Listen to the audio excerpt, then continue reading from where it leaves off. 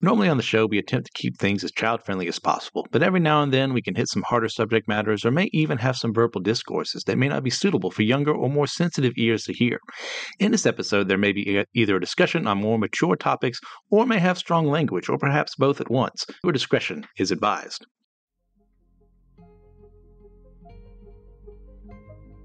Hey friends and fellow geekologists, you're getting ready to hear one of the panels we hosted at Theology Beer Camp last October in Missouri.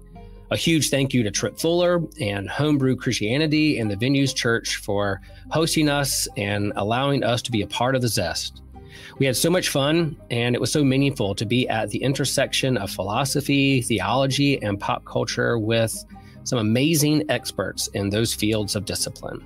We do have the dates for Theology Beer Camp 2024. It will be October 17th through 19th in Denver, Colorado. And this year, the title for Beer Camp is going to be The Return of the God Pods. You can follow God Pods 2024 on social media with any updates that they share with us. And tickets are on sale now. And so we hope to see you there in October.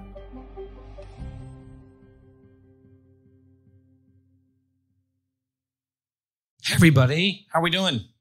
Yeah. All right, so last night I lost my voice, but this morning I have it back. It's a miracle. The force is strong with this one.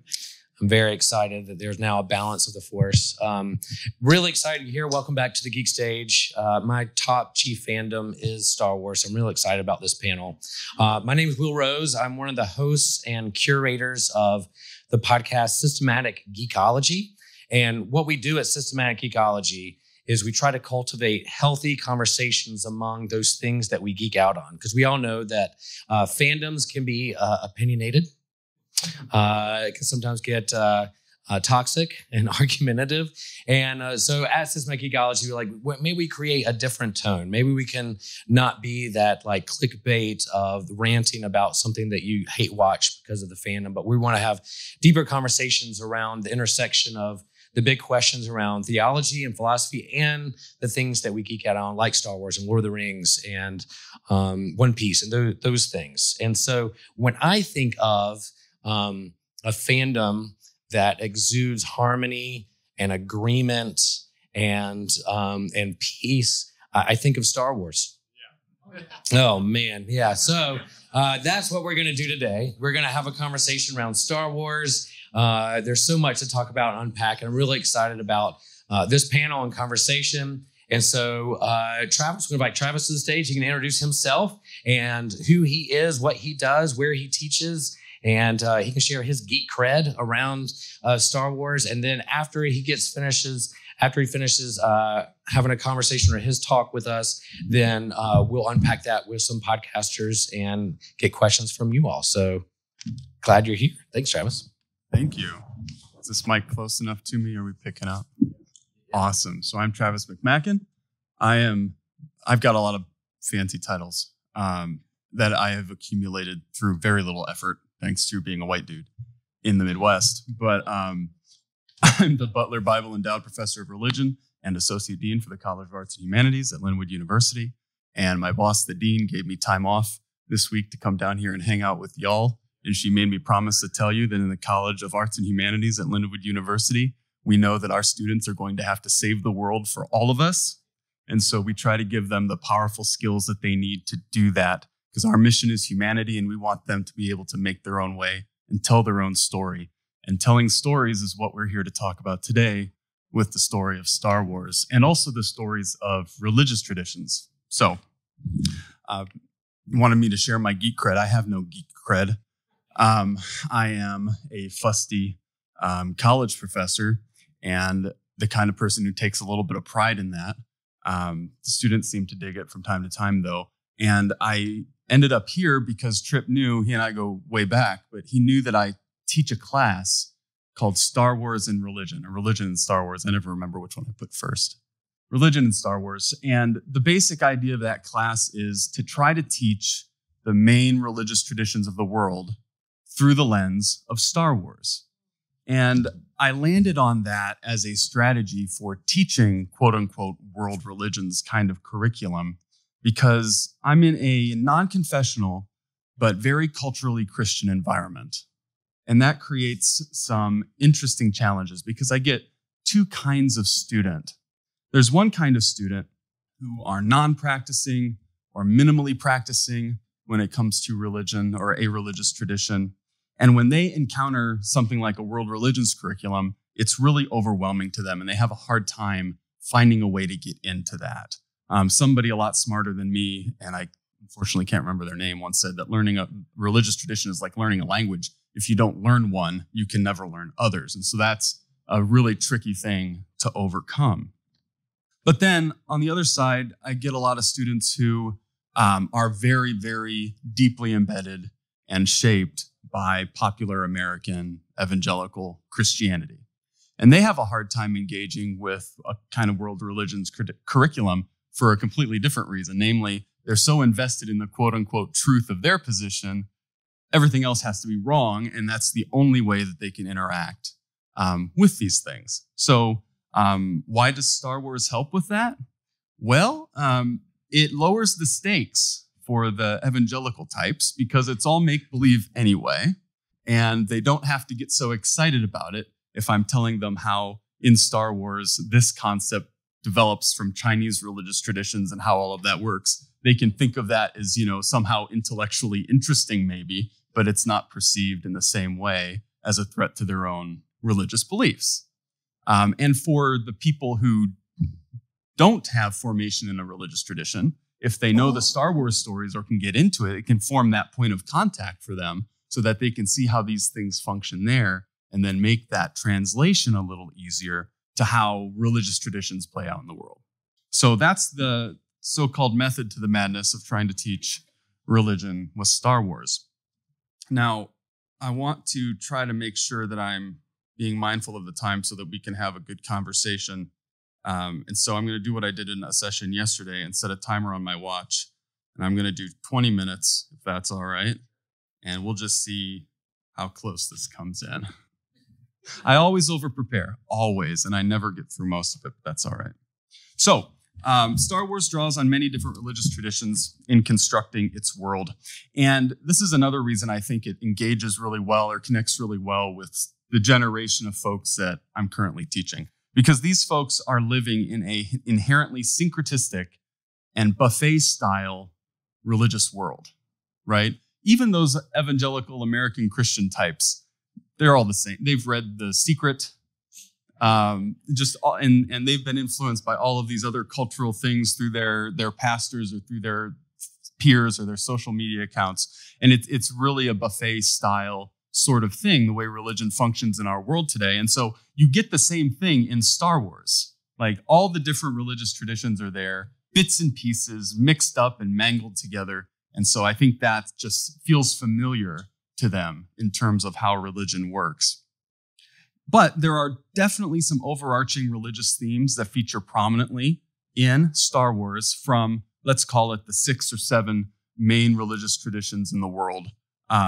So for instance, and these are gross simplifications, but you get the idea of how you can then get into the Star Wars story through these traditions. The whole idea of the Force, with its light side and dark side, this is deeply drawing on Chinese religious traditions, right? The concept of yin and yang, these opposite but interpenetrating forces, the dynamic of which is what drives time forward, right? That's all deeply embedded in the Chinese religious traditions. And the idea of the Force itself, the idea of the Tao, this overarching, it's the Force, basically. If you understand the Force, you understand the Tao at some really deep conceptual level.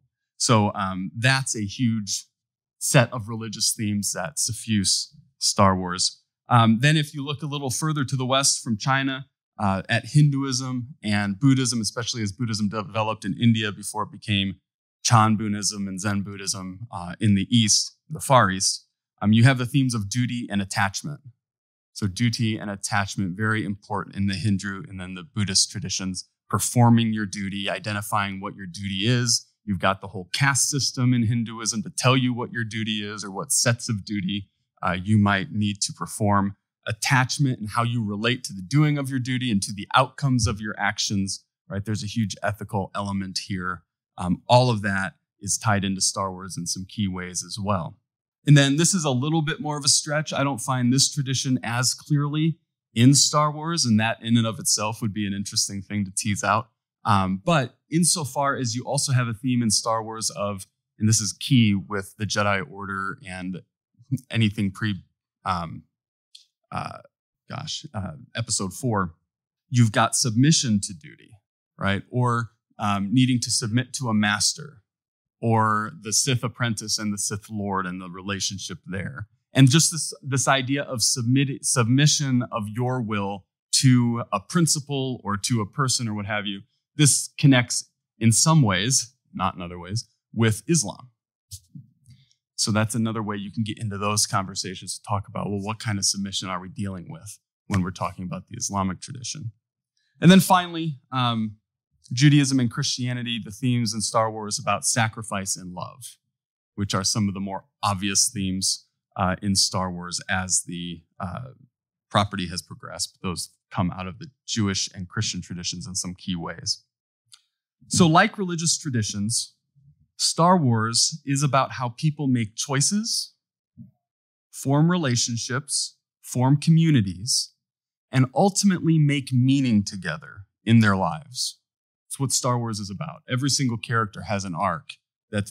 Main character has an arc that's invested in these kinds of things. And those are exactly the kind of things that religious traditions are invested in. They're trying to figure out who we are as a particular group of people and how do we fit in to the broader world. You know, who are we? Why are we here? Kinds of questions of ultimate meaning. And so those are the same kinds of questions that Star Wars characters are engaging in. And so Star Wars, in its storytelling around these characters and these questions, taps into the depths of what it means to be human. And you can see this even at just a cursory glance of what motivates some of the key characters in Star Wars. What's meaningful to them throughout the story. And so if we just look at Episode 4, where it all begins, right? You see Leia's motivation. She's idealistic. She has some really clear values about democracy and the Republic Senate and what's left of it anyway at that point. She has an identity in terms of who she is with respect to the people of Alderaan, right? And then she gets radicalized by violence, which is an important theme, especially in Episode 4, but all throughout Star Wars. But she gets radicalized with the destruction of Alderaan. She was already working with the Resistance, but kind of holding that line, one foot on each side. But once that happens, she's full on the rebellion side and fully radicalized against the Empire. So there's Leia. Vader, Anakin as was, his motivation is power. That motivation of wanting power is based in fear, right? From the beginning, he's enslaved as a child, then he's taken away from his mother, then he's restricted by the Jedi Order, and he's feeling very much out of control, so he wants control, right? He's afraid because he has none, so he wants it. And that's one of his driving motivations. Luke's motivation, a different set again. He's motivated in some ways by ambition, but also by a need for adventure, a need for growth beyond the horizon of where he's developed in his early life. And he's early on not thinking much about what that would mean, right? He's not politically aware. He wants to go to the starfighter school for the Empire and become a pilot, right? He's not politically awakened at that point yet. But then what happens? Radicalized by violence when the Empire kills his aunt and uncle. And then from then on, the thing that motivates him is personal attachment, right? So all through the original trilogy, what's he keep saying? I have to go help my friends, right? That's what's driving him the whole time. It's that idea of personal attachment to these people and their cause. And then, of course, there's Han. And just to lay my cards on the table, Han shot first. We just need to get that out of the way. Amen. You got a cozy? Nice. His motivation starts out, yeah, right. In the original, yep. You can make that t-shirt, sell it at Beer Camp next year. But he's motivated by money and ego, or like another character played by the same actor, Fortune and Glory. Maybe we need that session next year, Indiana Jones. But eventually, through making personal choices, he begins to be motivated by attachment. right? He has the opportunity to leave, and then he comes back, right? And again, that importance of how choice plays into the formation of meaning, whether in the intersection of individual choice and community choice, right? And that's a dynamic that you get throughout the films.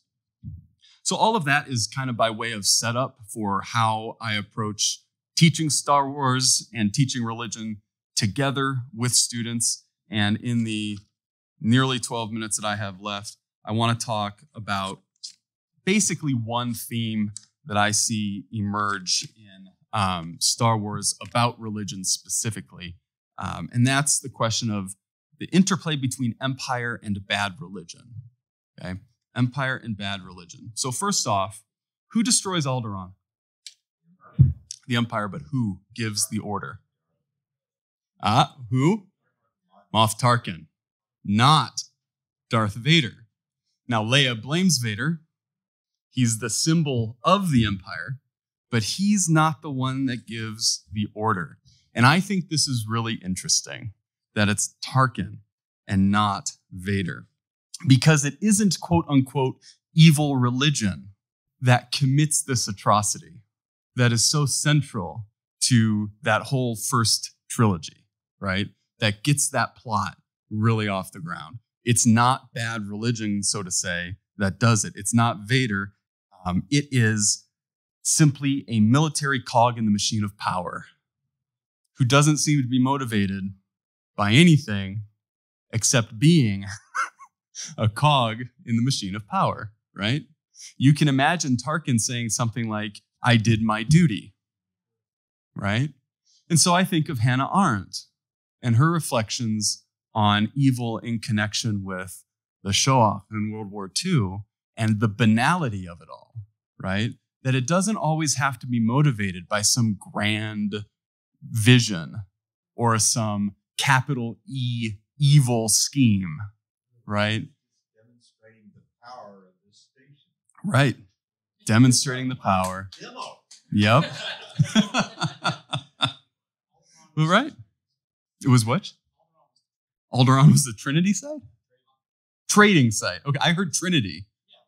Oh, okay. I'm like, how is the doctrine of Trinity connected to Alderaan? I was very confused. But it's just that cog. So the banality of evil, the commonplaceness of it, and the way that it can so easily co-opt people who aren't otherwise thinking about what they're doing. They're just doing their job, right?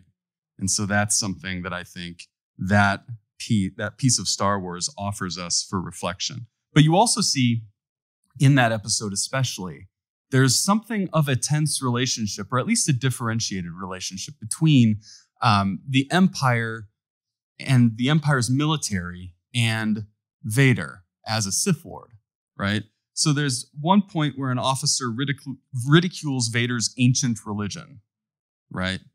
So the Empire, the Empire seems functionally atheist, right? Which is interesting in and of itself, because then you can get into the secularization thesis, which basically says that the more technologically advanced a society becomes, the less religious it becomes. And we've been arguing about this for generations of scholars. Now, I can't even remember who came up with this originally. It was probably Max Weber. He came up with a lot of these theories. But it seems to be embodying that. However, there's that piece where there's still Vader and the Sith kind of behind it. I'm going to come back to that. But first, I want to make the point that in the sequels, you see this again. So with the First Order, there's an officer, and this is in episode 9, right? The very last episode. He describes their allies on Exegol, which is the Sith planet that has been lurking out there in deep space. He describes them as a, quote, cult and as, quote, conjurers and soothsayers. But then, this is key, another officer says that they are happy to join with such people in the interests of maintaining power, right? So, functionally secularist empire, functionally secularist, functionally atheist First Order, but for the sake of power, will make a deal with quote unquote bad religion, right? Yeah. Mm-hmm. Yep. Trying to weed out the Huguenots and root them out of their fortresses. Yep. So this raises the question, is a secular empire a front for bad religion? And I think that in interesting ways that other people are way more equipped to tease out than I am, but ties into the last session that we all just heard together and other things folks have been talking about and we'll talk about this weekend. Is there a sense in which this is the fear that motivates so much of the conservative right and their disaffection with the idea of a secular society? And so you see on that side conspiracy theories popping up about folks in government who are not religious or not religious in the way that they are, which is effectively the same thing as far as they're concerned, and just crazy things that these people are involved in, child trafficking, etc., right? And I think that's because they cannot conceive of how there can actually be a secular society. If something is secular, that means that's just a front for some bad religion who's in the background pulling the strings. And so Star Wars, interestingly, both gives you an example of that and kind of reinforces that concern at one level, but at the same time, it puts it on the screen and you can talk about it in a way that's one step removed, and maybe you can get people to engage a little more reflectively over that, thanks to Star Wars. Now, there's different ways to respond to the intertwining of empire and bad religion, and for this I want to go to the sequels very briefly, and again, to put my cards on the table, I like the sequels more than I dislike them. There's that whole digression in episode 8 we could have all done without, I think, but otherwise it's some pretty good storytelling. But Luke ultimately withdraws from the world because of his fears over the entanglement of religion and power, right? He feels he's failed with Kylo, with Ben, and that the whole enterprise of what he was up to, trying to rebuild the Jedi Order, is fundamentally flawed, right? He's feeling unable to escape that cycle of co-optation by power. And so he's like, it's got to die. So he's sitting on the island waiting for it to die. And everybody else is dealing with his absence, which is the absence for them of God in a way, because it's the absence of hope. What does Luke symbolize in episode 4? What's the title? A New Hope. So Luke is hope and he's bugged out, right? Hope is gone. He's waiting for his religion to die. He calls it a religion, which might be the first time it's called a religion in the whole franchise, right? At least in the film franchise, right? So he's waiting for it to die, and everybody else is trying to find hope in the absence of hope, especially Rey, who has to go on this quest to find hope, right? So Rey's waiting at the opening of that episode, of episode 7, but what's she waiting for? She's waiting for somebody, some kind of a calling, some kind of meaning. For her, that means a family that's going to come back to her. So that's where she's going to construct and find meaning, that personal attachment of family relationships.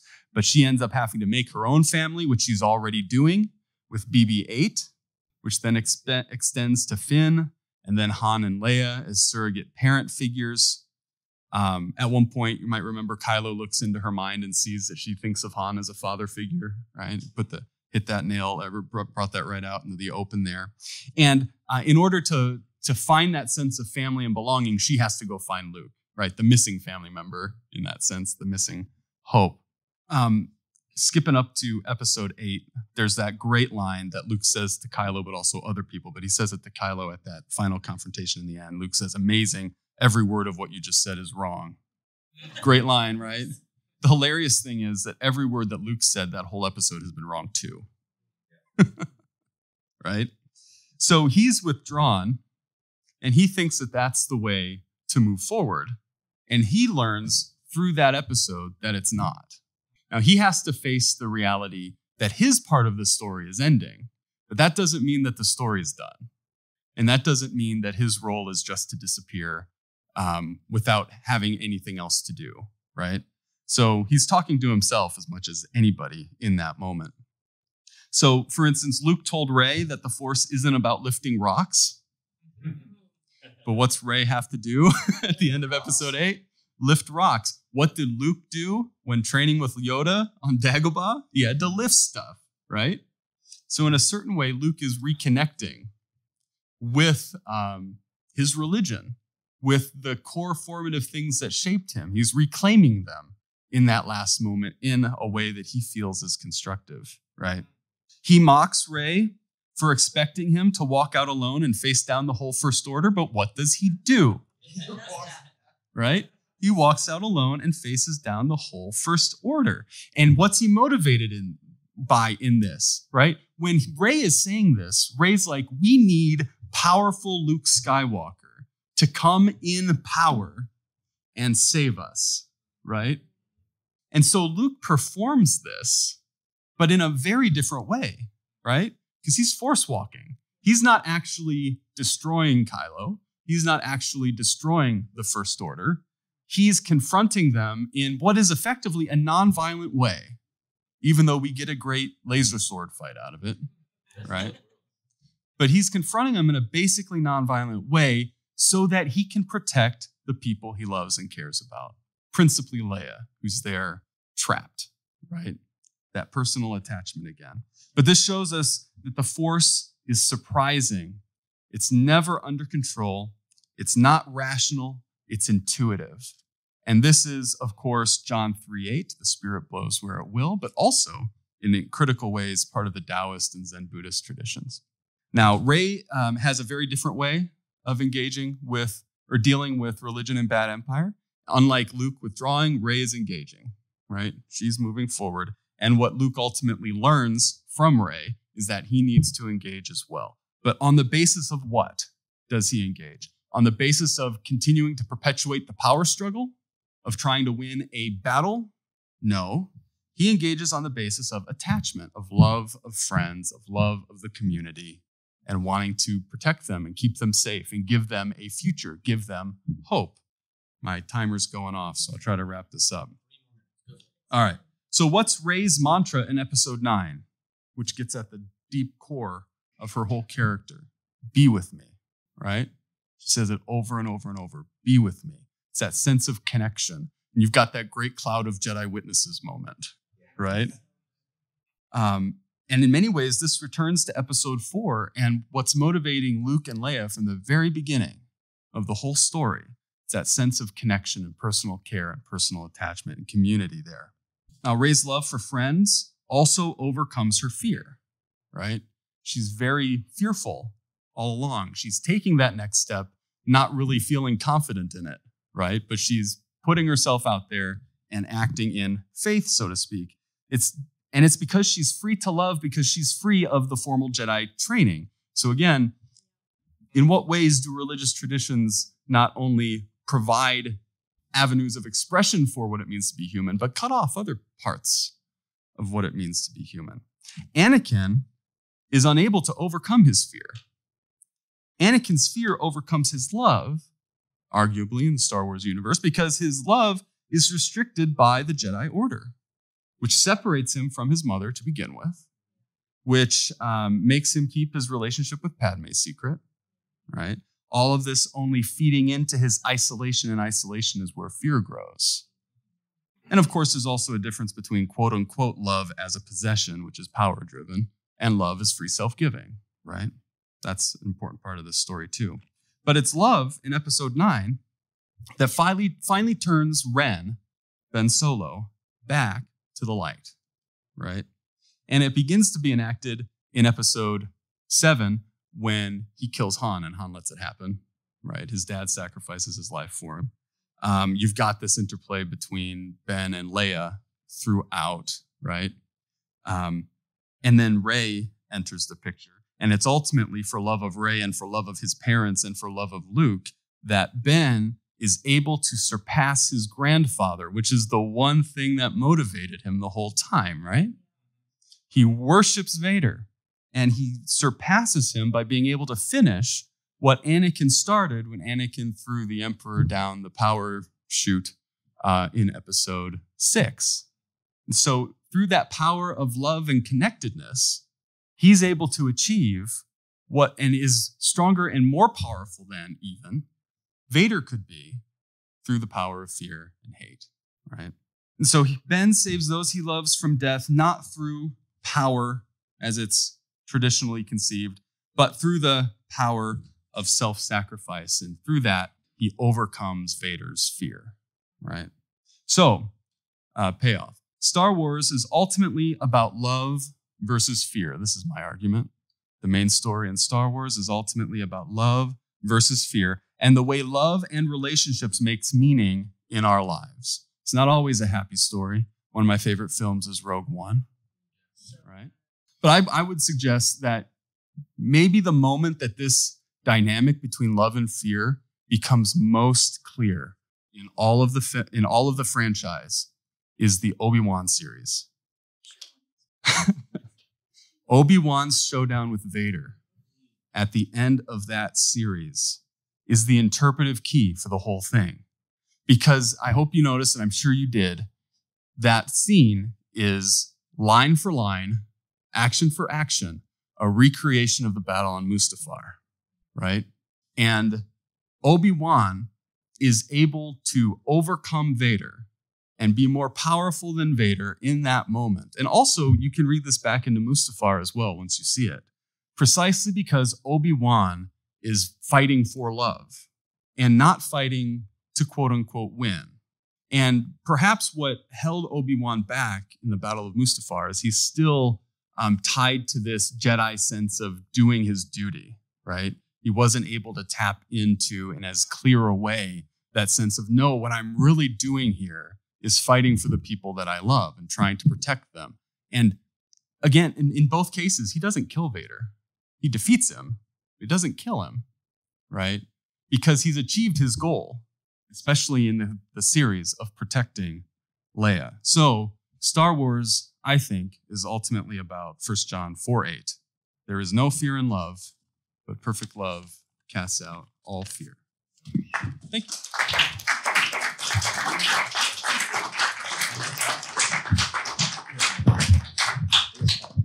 I can't believe that talk made me actually like The Last Jedi. Right.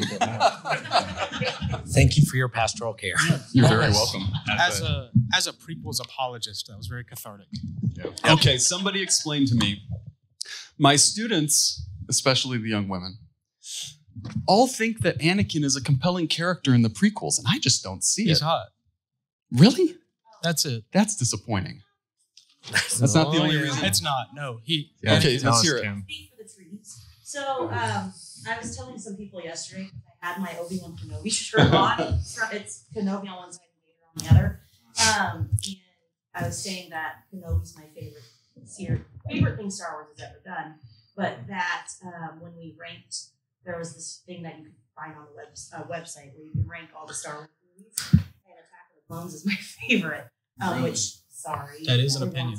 That's an opinion. It's good. I love Attack of the Clones. And I think what I see in Anakin is a struggle that I struggle with. And so he's relatable in that way. I think a lot of the Jedi are not relatable because they're so packed into what the Jedi Order has made them be. Preach. That they don't act like normal humans. Yeah. And so Anakin struggles Normal. with what it means to be a Jedi or to be maybe deconstructed, to be a Christian, what it then means to just be a human that's trying to make it. And so he struggles with real world problems of, can I love the person I love freely? Mm-hmm. Can I do my job that I want to do and I feel destined to do? But also he's got pressures put on him. He has trauma upon trauma, and just like all this trauma that's compounding. And I don't think, we talk about this is my husband, a lot. We talk about this a lot, but Hi, husband. yes, hi, husband. All right. His favorite Jedi is Qui-Gon, and so we've talked And it's not even close. a lot about how if Qui-Gon had not died, that moment is when Anakin's fate was sealed. Oh yeah, that's why it's called Duel of the Fates. Yes, Yeah. because it's not that if Qui-Gon had raised him and been that father figure and master, his view of this is actually a question I had was, do you feel like Qui-Gon's view of the Force, being more connected to the Force than to the Order, is a healthy way to look at reconstruction after deconstruction, being more connected to Source, divine, whatever, than to the church? Because that's the moment for Anakin that he's going to be Vader. So I had, before the sequels actually came out, I had two ways that I kind of hoped they would go. One of them was to play on, to build up story around Qui-Gon being a gray Jedi, because there's a reason he's not on the council, right? His emphasis on the living force. And so, and Obi-Wan, as much as I love him, and he's probably my favorite, I don't know why, I identify with him somehow, but like in the Star Wars lore, he doesn't actually have that strong of a connection to the Force, right? His power comes from strict adherence to the Jedi teachings, right? And it's I kind of think of it like he's maximized his efficiency so that he gets every last drop out of his connection to the Force. And so in one sense, his arc, as he taps in more to that attachment and that love for those around him, he becomes stronger, right? Because maybe the Force is about love. Yeah. Maybe. So Qui-Gon and the living force and that kind of the different formation that Anakin would have received, I think is definitely an interesting thing. And I was kind of hoping after episode 7 came out that Rey would end up being descended from Qui-Gon somehow, but we didn't get that. So that was one way I kind of hoped things would go. The other way is I think it would have been a really interesting, and I think it totally would have fit. You can watch the end of episode 6 in such a way that Luke actually falls and becomes a dark Jedi. And so I think it would have been really neat if the sequels had picked up that storyline. But yeah, they didn't. That's fine. And for those in podcast land, Kim did a great little homily on like human versus those attached so much to a Jedi religious order that it keeps them from being human or listening to others too. So that was beautifully done, Kim. I'm so proud. Yeah. And then the bringing up of the Qui-Gon question of gray Jedi. We see that in the sequel trilogy, but we start to see that even more in the Ahsoka series with Ahsoka, Baylan Skoll, and like his like understanding of having an orange lightsaber and not being like, we're not going to create this cycle that continues to happen. Where does a different direction we can take this in? So I think Dave Filoni is setting up for the next movies to roll out and things. But, in terms of how that relates, Travis, in terms of, I don't know if you've watched Ahsoka through or Baylan Skoll and the kind of the gray Jedi, is that just kind of where we are? Because I think in the first movie, we hear the stage goes like this, and correct me if I'm wrong.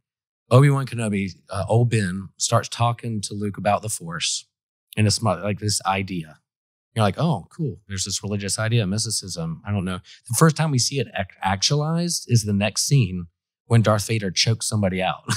So as an audience, we're like, oh, it's not just a theory. It's real because there's some mysterious thing where this guy is choking somebody out. And then eventually later on, we see it happen. And we kind of look through Han's eyes of, is this just a hokey religion or is it something actual here that's going on? And this progression of the Force and how it's disarming and helping us look at world traditions. But then here we are in our whatever age we are in the 2024s with Baylan Skoll questioning the whole thing, not just a religious institution, but the whole thing. So I don't know in terms of...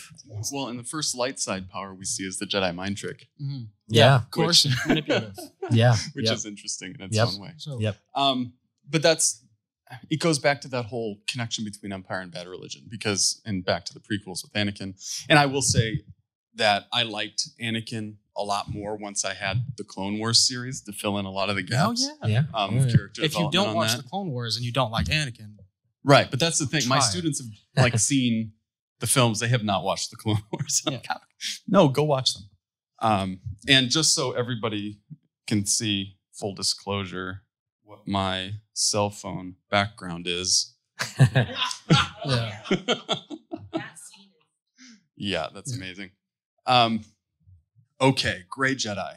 So that's one thing that I was really disappointed with in episode 8.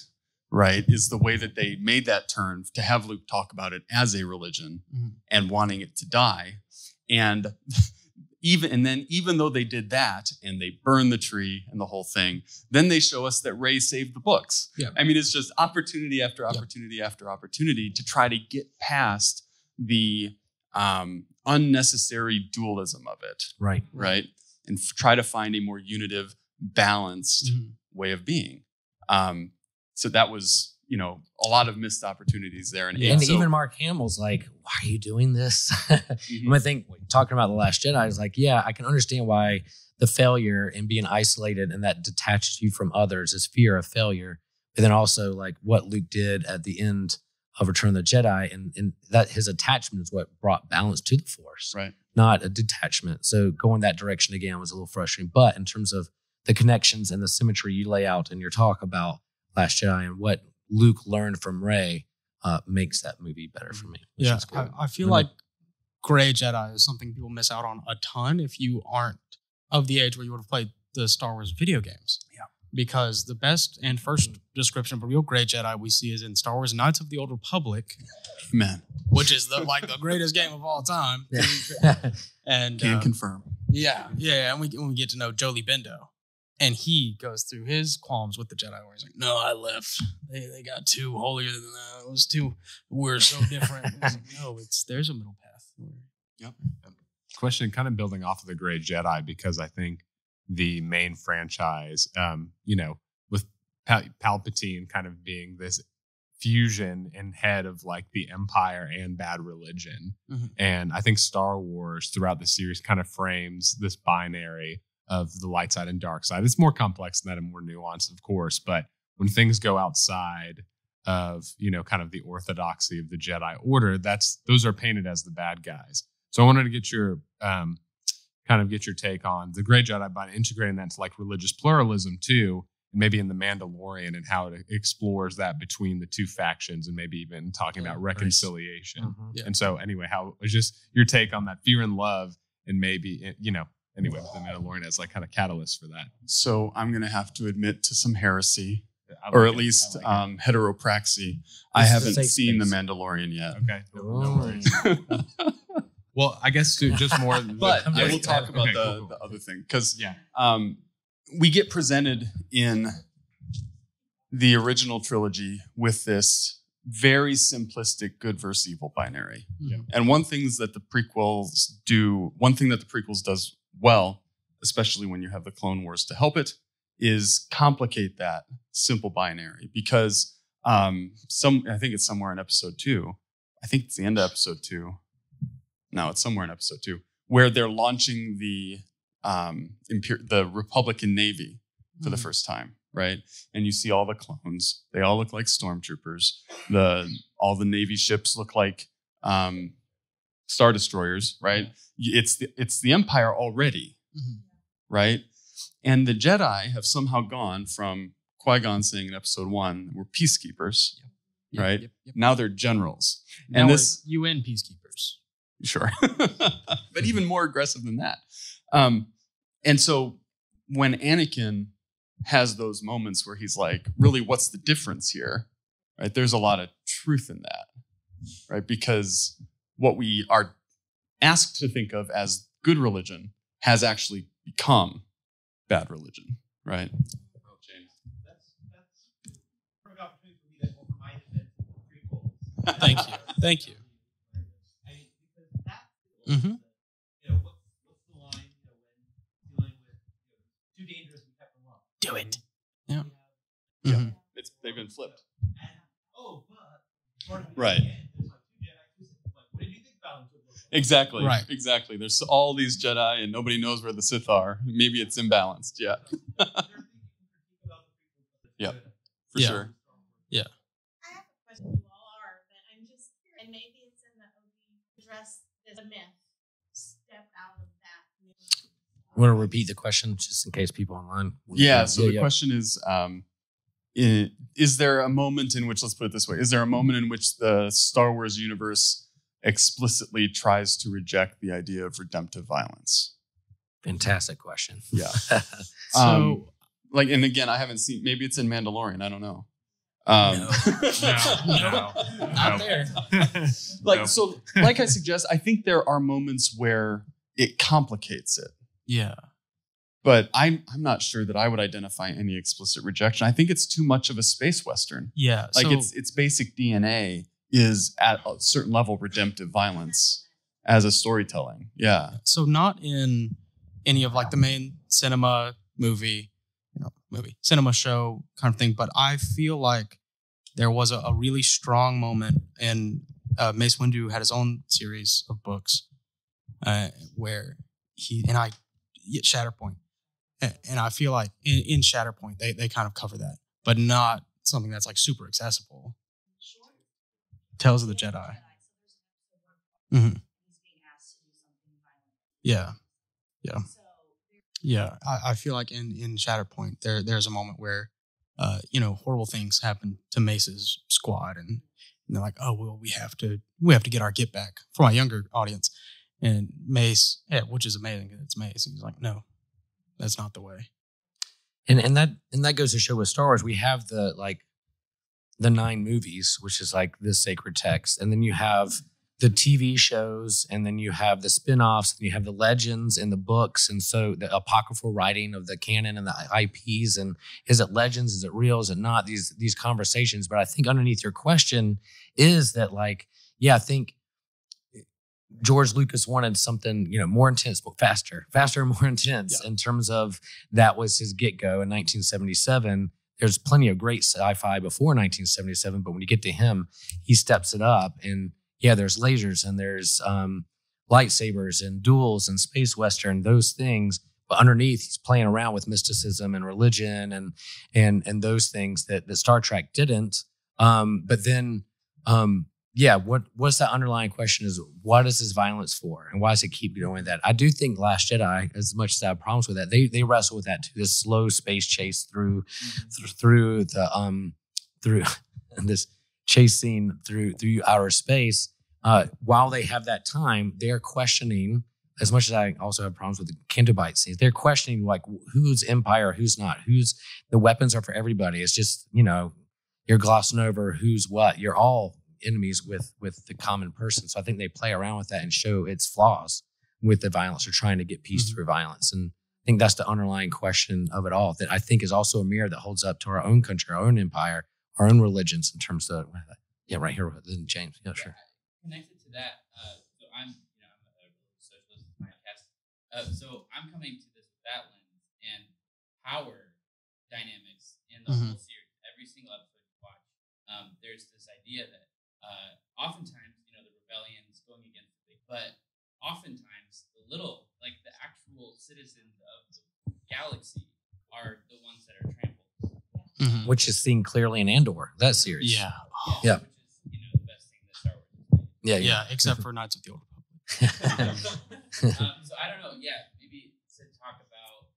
Just talk about that. That's a great question. About episode 2, the launching of rather than empire, as a result of the trade wars. It's all about mercantile. It's all about making money, stuff, and so the mechanism of empire is built on struggle that. Interesting.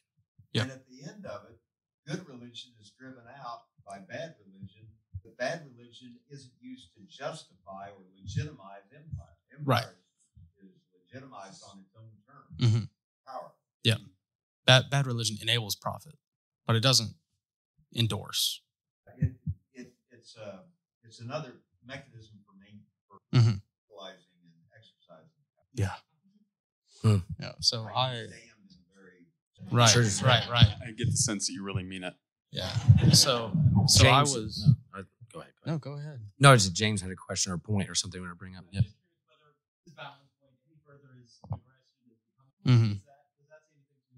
Yeah. He's seen what he's done. This is why we love James. Yeah. Or has he seen into the depths of Anakin's soul to realize that that's his weak point, and now he's going to use it to manipulate him and overthrow him, and become the Dark Jedi Master himself? That's how I thought. That's how I kind of hoped that they were going to do that. Yeah.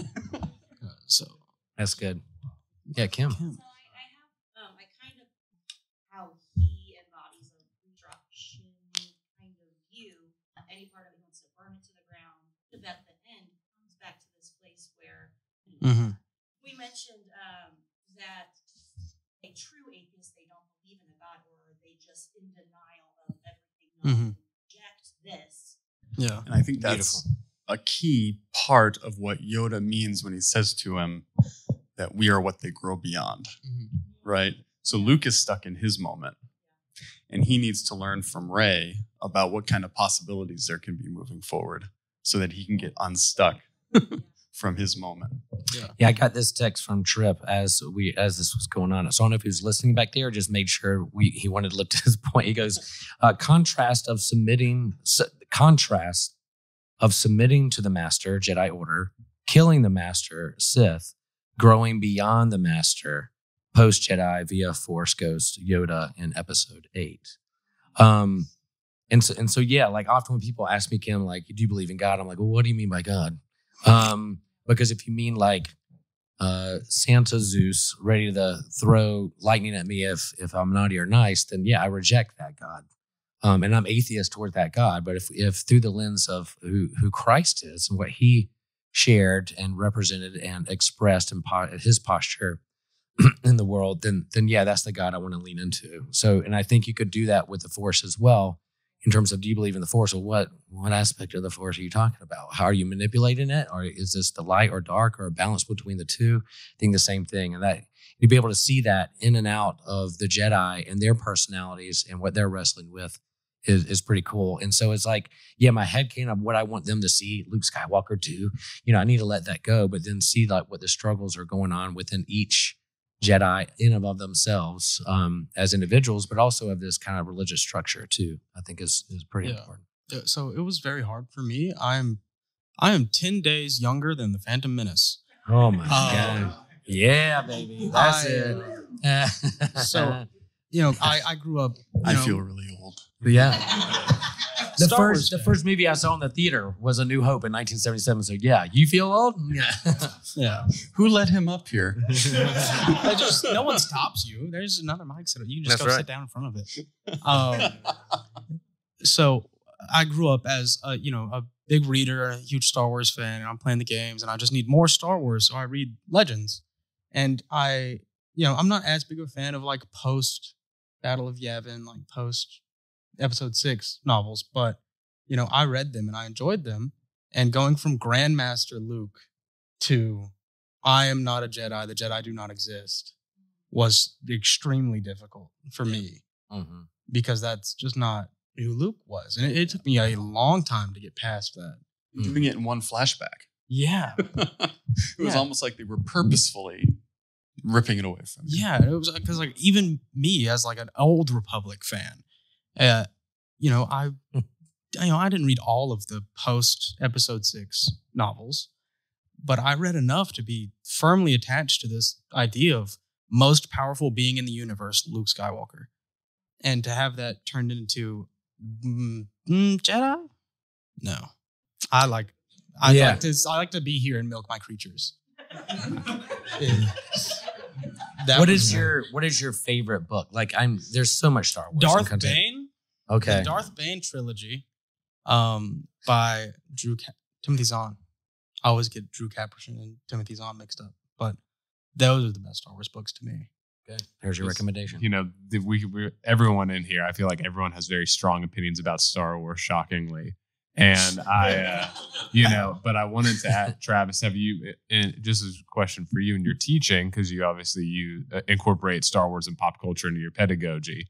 But I wanted to ask you, like, do you ever use Star Wars fandom as well to talk about positive or negative aspects of, interfaith, within tradition interactions, or no, Nice. or even just give us your thoughts on maybe how that could be that could be an interesting case study on what and how it's translatable to faith traditions. I have not, but I mean, the comments that we heard earlier about canon, I think James makes similar kinds of arguments about the formation of canon and the kinds of conversations that go into that and what gets accepted and what doesn't. I mean, the fandom it functions like a religious community functions, right? Absolutely. Which basically means that religious communities and fandom communities are all human communities. Mm-hmm. But it gives you an opportunity to observe those dynamics. And then maybe when you see them in a religious environment, you recognize them as more of the same rather than something that is unique and sacred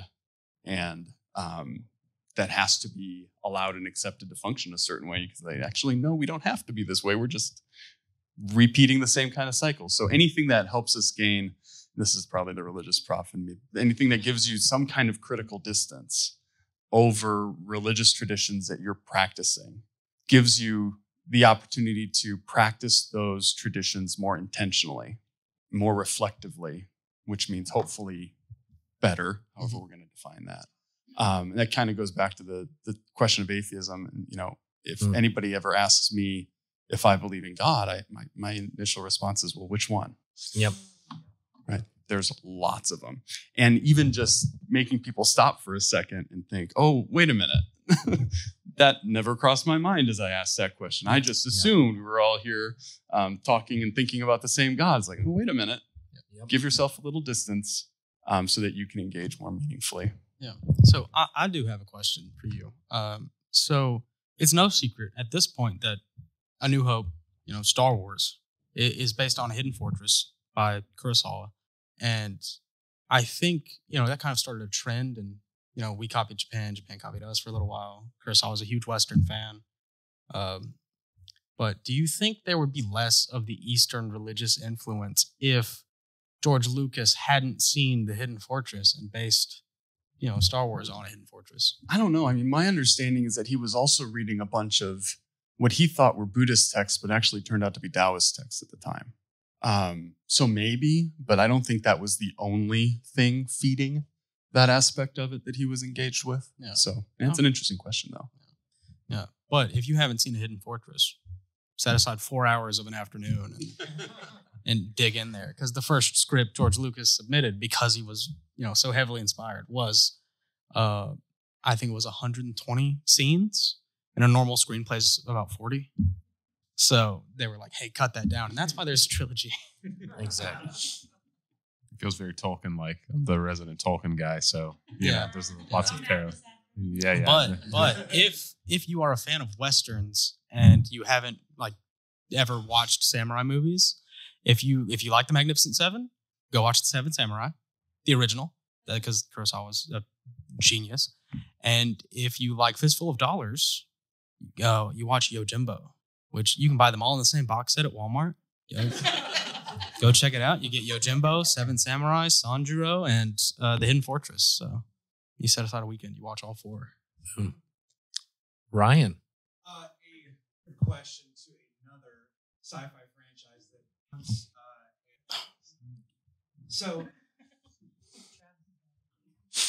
but it's fine because the Ridley Scott's greatest fear possibly have us. Mm-hmm. Right. Whereas in Star Wars, often what I see is the thing outside of us, but then come inside and also the people we love. Now in the Alien franchise, it's visceral, it's gory, it's the opposite of the violence. It's consumptive violence, literally. It's fear. Travis said this, love and fear. That is how I escape fear. How do I escape how fear could literally tear me and the people I love? There's parts of Star Wars where it's abstract. We associate with an empire or with Vader. We've all seen the hallway scene in Rogue One.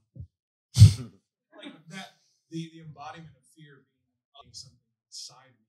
Are there moments in Star Wars where characters, in your estimation, are inside them, as opposed to the fear of what is outside? Luke on Dagobah goes into a cave. So good. And has to face Vader, and part of the mask comes off. And who is it? Yep. It's Luke. Yeah. Rey, all through the sequel, or in episode 8, there's that mirror scene, right? She's struggling because she doesn't know where she comes from. She's worried about what's in her, right?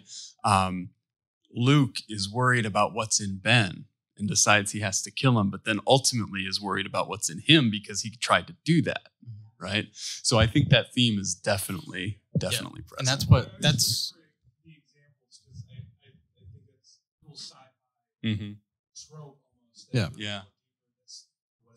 Mm-hmm. Yeah. So and what does Yoda say to Luke as he goes into the cave? You only have what you bring with you in there. Mm-hmm. Yeah. So that's, if you would like, I'll let you borrow my Steam account. You can play Knights of the Old Republic too. Really plugging that video game. cutscenes together on YouTube. Have you? Okay, make sure you look up Secret Cave on But you Korriban. have to play it and see how your choices actually influence the storyline. That's So process. you go to Korriban in the game. You go to Korriban, which is like the Sith planet, and there's a cave on Korriban that you can only get into if you have fully committed to the dark or the light side. If you are below like peak dark or light side, it will not let you in.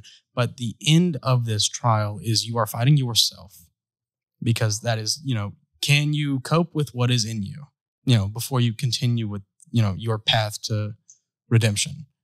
And I just remember from that game being struck by how much easier it is to beat when you play Dark Side. oh yeah, so much. It is so much easier. Oh yeah, if you want a strategy guide, just like email me. I'll tell you exactly what to do. Yeah, add me on Discord. It might be easier to 100%. win as the dark side Mhm. than worry about who's getting there first. Yep. versus Mhm. being faithful. Yeah, it's easier to get like your full dark side points faster, and it's easier. The entire game is easier as a darks because you can use Force Lightning for cheaper. Not to There's, div- it's balanced. I want to take a little diversion here, but I think Ryan brings up the point. A lot of Star Wars revolves around the legacy characters, but there's also this underlying aspect and plot thread of like the alien and the other. And so in the cantina, you see like all the creatures and aliens who are coming together in this spaceport, and like how do they get along, not get along. But then what does the bartender say to the droids? We don't welcome those kind here. The droids, the AI, the technology, get out. And it's the same kind of thing. Like as a kid, I'm looking at them like, oh, that's so cool because there's like robots and ships and lasers and da-da-da-da. But the underlying thing is also like, what is the integration of what does it mean to be human, but also to be these droids who often, who's the common thread through all of them? R2D2, like he's like saves the day most of the time. And so like, so again, within this sci-fi thing, we're also looking at how the emergence of tech, transhumanism, how do we emerge ourselves? Vader's like more robot, more machine than man. It's not even human anymore, but yet he is. So those themes are lifted up in the franchise as well. How we see the other. Are they an alien? Are they part of us? Is there commonality? How do we get along? But also this emergence of tech and droids. And there's so much a part of their companionship and family. We would not want to see an end shot of the Millennium Falcon without the droids on there, left behind.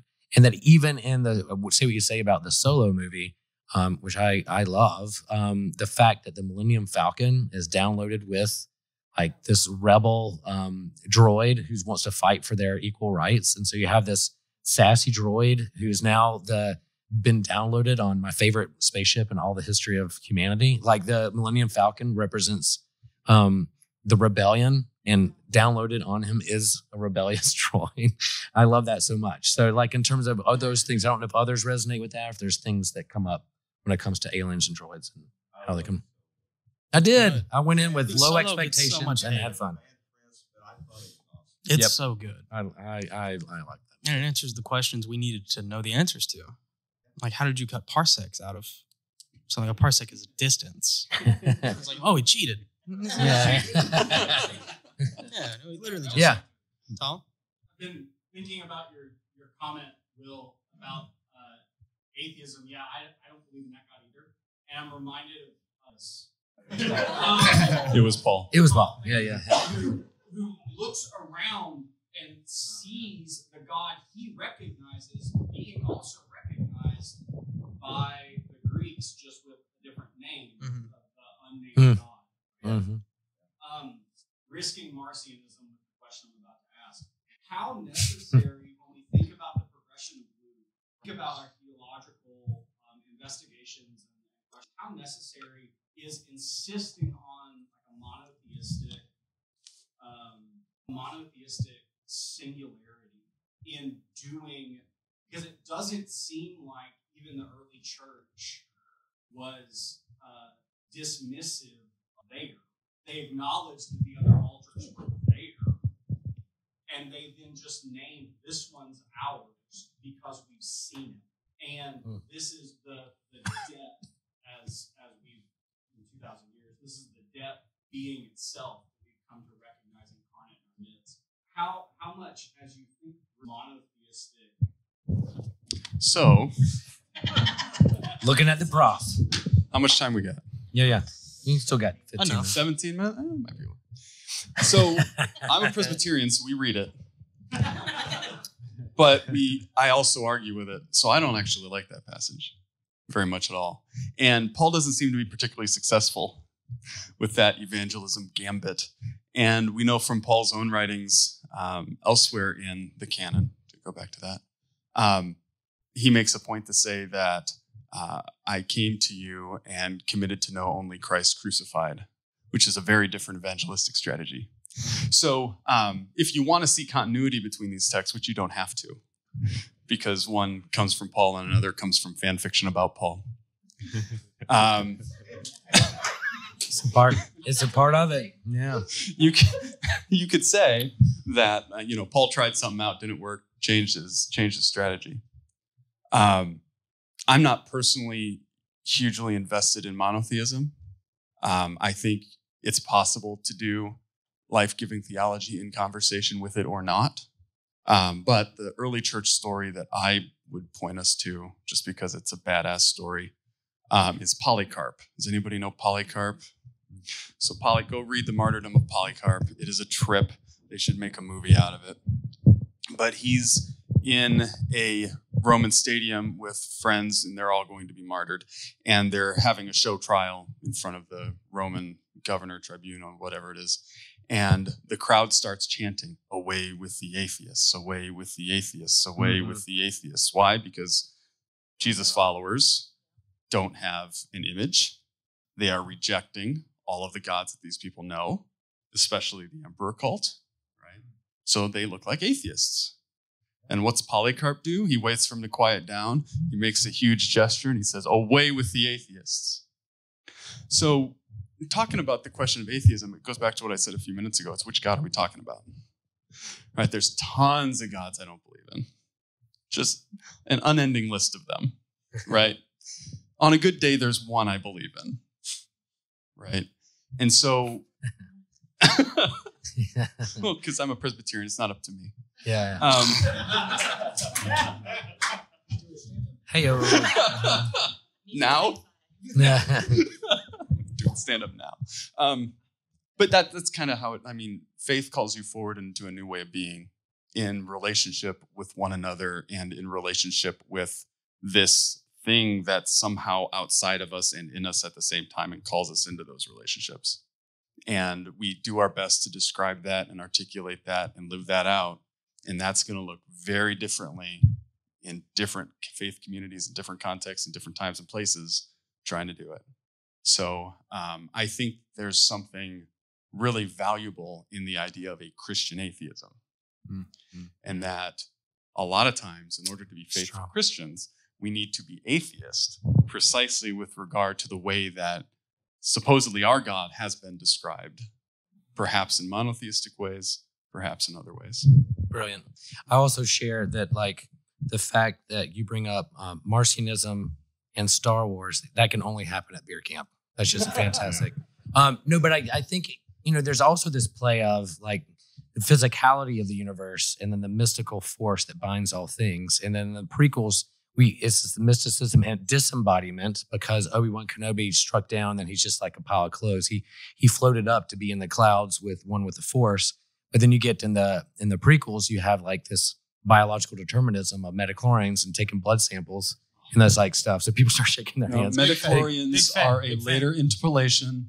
It should not have been included in that text. Disagree. So critical scholarship tells us, pull it out. The historical Lucas, we won't say that. Yeah. The midichlorians were there. They just didn't care anymore. But in terms of how you understand the force of the mysticism, the embodiment, the attachment, one Force Ghost, but also it's in the sequel trilogy, there's the Force Ghost, but then he's not just phasing through things, he's physically doing things like pushing people, touching people. So there's an embodiment there. If you think post-resurrection, Jesus phasing through walls, but also eating breakfast with his disciples, showing them his scars. They go both hand in hand. So this understanding of the Force being just strictly just a physical thing, when I die, I'm just going to float up to the clouds and play a harp, or is, what we learn through science, there's an entanglement, inseparability with the physical and the spiritual. They go hand in hand. They're not separate. And that's the Jewish understanding of resurrection too. Is why I believe in bodily resurrection. I guess Cross and I could have some thoughts about that. But but I think that plays out in the story too. It's playing around with the force, mysticism, but also entanglement and embodiment with that. Yeah. So do we have like 45 minutes for me to talk about genetics and midichlorians? You have 5 minutes. Yeah, pass.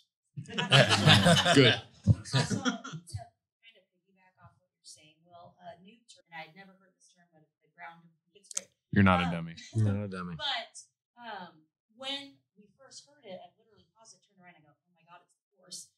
And so I'm curious about what. Much more enthusiastic. I was very excited. It's hard for me sometimes to understand reality. Grounded, yeah. And so I know it, but I kind of just want to hear that being is using force. Real quick, I'll just say, when I think of that, I think of, the force, we do reduce it to this binary good versus evil, dark and light. But the way that Obi-Wan describes it to Luke in that initial scene is that there's a connection with everyone together. So it's not just with other humans, but they're aliens.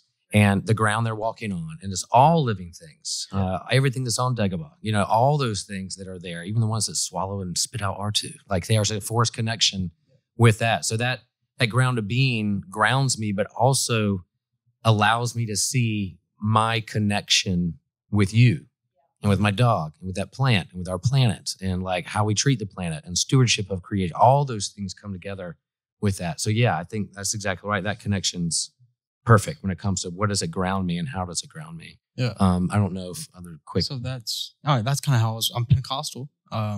That's how I was raised, was just God is everything. God is in everything. And I was also watching Star Wars. So the force is everything. The force is in everything because I'm watching the prequels. He's like, yeah. So either I don't have enough midichlorians or I don't speak in tongues enough to move stuff with my mind.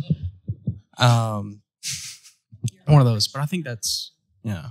Yeah. So it's actually a really interesting historical story about the way that Eastern religious texts make it into Europe and get translated and read in the late 19th and early 20th centuries, which is the time that the philosophy is being done that Paul Tillich, who uses that term, is going to draw on. So just in terms of tracing the sources and trying to figure out who read what that fit into Tillich, that could be a really interesting connection to see. I would love to see a dissertation on that if anybody is looking for a dissertation topic on German idealism and Paul Tillich. So yeah, fascinating thought. Which is another class that Tripp's doing with Dan Koch on Tillich and reading that book together, The Courage to Be, I think is a connection. Yeah, a couple more. We got like 5 minutes. In the back. Yeah, should be a circle. And then you have forks. Idle says yes. Yeah. I think there's a difference. First off, I want to do my best to tell you I'm going to try to engage with you openly and honestly, but I'm from Michigan. And you're wearing an Ohio State sweater. So I'm trying to get past that. Okay. We'll try to evangelize each other. Awesome. What I would want to say is I made a really quick throwaway comment about how quote unquote love can become a tool of power, right? So in terms of the force and the way that the force can be manipulated for good or evil, the sense of everything being interconnected can be manipulated for good or evil. And so God as a concept can be used in positive and negative ways. So that's how I would say maybe they're not as distinct because ultimately what it comes down to is the choices we make on how to use them. Yeah. I feel like it really depends on how you think of love. Same as how you define God. Same as how you define God is, yeah. Cool. Here we go. So I love that as a society we all kind of Earth. Yeah. And there wasn't really a radical Christianity. National census Jedi. Yeah. This came out of yeah. Yeah. Rightly so. It started really late with society. I think looking back, I think a lot of us, that was the first high-profile instance of automated thought. Yeah. And reviews for solo probably weren't. True. But everybody bought into it because they didn't know about it. And the movie Interesting. I liked it, but I think of it more as the movie that tells us how Han Solo became the man who would become Han Solo later. Mm-hmm. Yeah, I don't think it gets us all the way there. But that's a really fascinating point about the plots. That Absolutely. we're getting off the ground there. Yeah, I think that all the time. When people just bring up either the prequels or Rogue One or Solo, usually not Rogue One. And it's like, okay, but like, did you watch it on your own agency or did you? And it was the first movie after The Last Jedi. And so there was the fallout of the schism of the fandom when it comes to The Last Jedi. And then people being like, well, I'm going to protest or I'm going to not see that. I've lost my trust of this franchise and how Disney's handling it and those kinds of things. And then, so I'm going to protest by not going. Where I went in, I was so deconstructed and undressed by The Last Jedi that I went in going, I'm going to go with no expectations. I'm just going to go in nothing. I brought in, I learned from TJ, that's his MO. And I went in and I had a blast, but I felt like, cause my posture went in like, I'm just going to go to this movie. And I was like, wow, maybe I should go into all movies like that. Yeah. Maybe I would go into faith like that. Maybe I would go to church like that. Listen to sermons like that. But I think that's a fantastic point about all those things. Yes, ma'am. Number one, theology goes over my head. This is theology family. I do have a question. When George Lucas wrote the original Star Wars, do you think they had planned out as far as a theological question, or was No. it just accident? No, to me, it seems entirely. Well, I'm much younger than everyone else here, but it seems entirely accidental. George Lucas was writing for, and I want to say the original studio was Universal. I don't know. He's writing. He's trying to exist. He's trying to live, so he needs to write to make money. He had just put out American Graffiti, which was okay, but it had its own problems, so it wasn't going to go out on time. And so he's scrambling, trying to write something new. And he sees The Hidden Fortress and he's got ideas in his head. And there's a lot of, so I'm on Systematic Geekology. We just talked about this pretty recently, and I don't think I have time to cover it all here. But check us out. I don't remember the episode title, but I'll find it and Systematic Geekology with me and Will and Nick we're all Boom. Look at this, big brother. friends. No, but I think you're right. He wanted to write Flash Gordon. He wanted to do like a movie of Flash Gordon. He wanted to remake Flash Gordon. And they said no.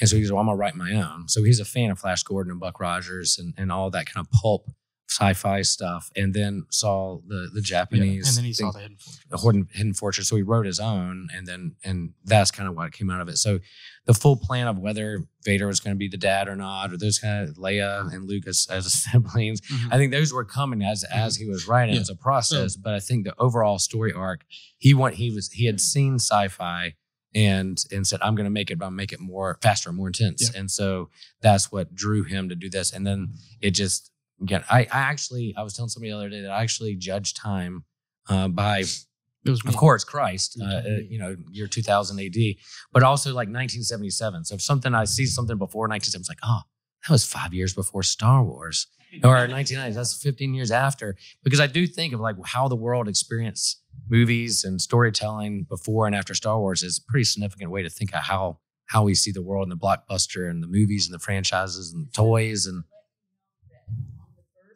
yeah. Opening day, 77. Yep. 7.5, almost 8 months. Standing in line on a hot day, and I start having. Oh, my goodness. That's a good story. So you watched the movie. They made me go lay down, and finally they stopped. So Yeah, 3 tickets. Yeah. It was shoulder to shoulder in the lobby of the Glenwood Theater in Overland Park. Wraparound screen. We finally got seated right there, wraparound screen, and the Star Destroyer comes over. Oh, good story. Blasting away at Leia's ship. Yeah. Yep. But I do think. Viewings after that, I was still. Heck So- yeah. Wow. Yeah. I do think. probably more about Star Wars. I love it. Yeah. In a head-to-head against more dialogue, more secrets, more minutia. Yeah. Pastor right up there on stage. I think Look at that. Look at, and that's More how pastors Star need to be Wars told that. happens. Yeah. From the I very think beginning. most of the religious implication were accidental, but it's not like he didn't think about it at all, because he puts out his massive screenplay first draft, and he's written the entire trilogy at this point fakely, and he's changed some things, but he's also started writing the backstory. He started writing the prehistory of his story, so it's not something that he didn't think about at all. It's just not what he was focusing on. The fact that he had a budget wasn't because of how massively successful Mhm. he but Yeah. Oh yeah. But even the actors on the set didn't know what they were getting into either, and doubted some of that. It is 12:15. I know lunch is coming out. We will have more time to talk with us later or out there at lunch, pick our brains. Yeah. And Travis will be around. Thank you, Travis, for your research. Fantastic. My pleasure. Thanks, y'all. Where can people find you? Where can people find you? I'm on most platforms just with my name, so I'm pretty easy to find. Cool, Sweet. cool. Yeah. All right, thanks, y'all. If you would like to talk about the theology of lightsaber duels, I will be around.